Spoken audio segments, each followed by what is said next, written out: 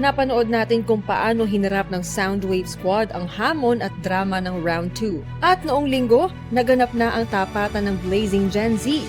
Ngayong hapon, balikan natin ang mga naging paghahanda ng Blazing Gen Z bago sila magsalpukan sa loob ng Clash Arena. Lahat ng yan dito lang sa Behind the Clash.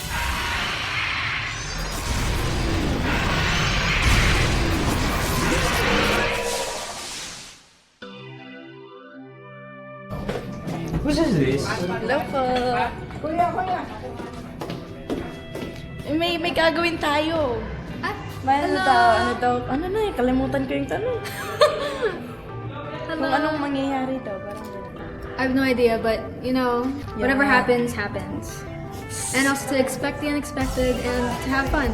Because you know the Clash, there's gonna be a lot of twists and turns. Lots of twists and turns.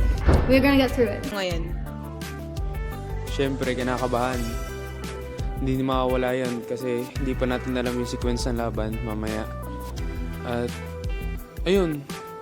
Good luck na lang mamaya sa atin. So, babalik ko sa'yo question. Back to you! Ayun, same lang din.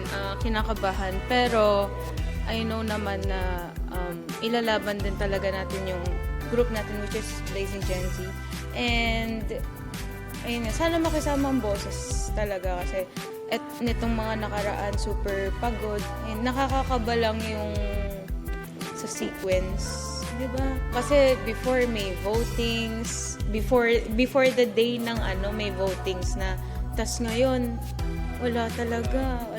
Kahit clue, wala. Oo. Ang hirap ng isipin na kompleto tayo.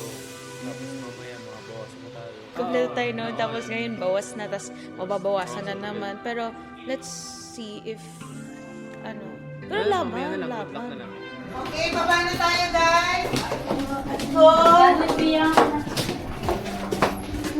Uy, dito tayo! Dalawa tayo! Ako lang nakikita! Nandiyan na ako! Parents, we're on our way to the stage. Yes! Hello po! Yes! On our way to the stage. It's really cold in the studio. Ooh! And guys, so kinakabahan na kami. Look at the stage. Yesterday, I felt... Welcome to a day in the life of a clasher. Naku, I feel you girls! Nilalamig din ako sa loob ng studio. So we feel as one, right? Good morning po. Biel Santos po, isa pang araw.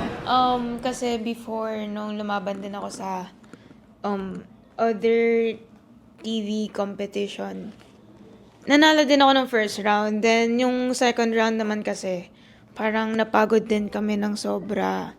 Then, kinabukasan laban, pagising ko, wala akong boses. I'm afraid na baka ngayon, ganun ulit ang mangyari. Pero, actually, may boses ako, kaya ko siya ngayon, pero, hindi ganun ka-confident na ibigay siya. Kaya, may ano siya ngayon, may mental para kaya nire-reserve ko rin yung energy. Halata sa boses ko na na-overuse yung voice, then ayun.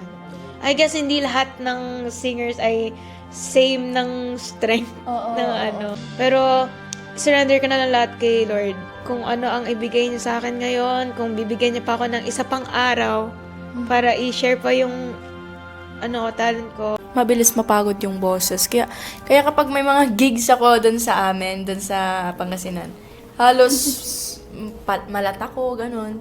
Tapos, kaya minsan, mga kinakanta ko lang, yung mga kaya lang ng boses ko. Kaya nga, parang mas bet ko ng rock kaysa sa ballad. Kasi kapag ballad, ang hirap mong... Kasi pag ballad, dapat ganun talaga siya eh. Pag rock,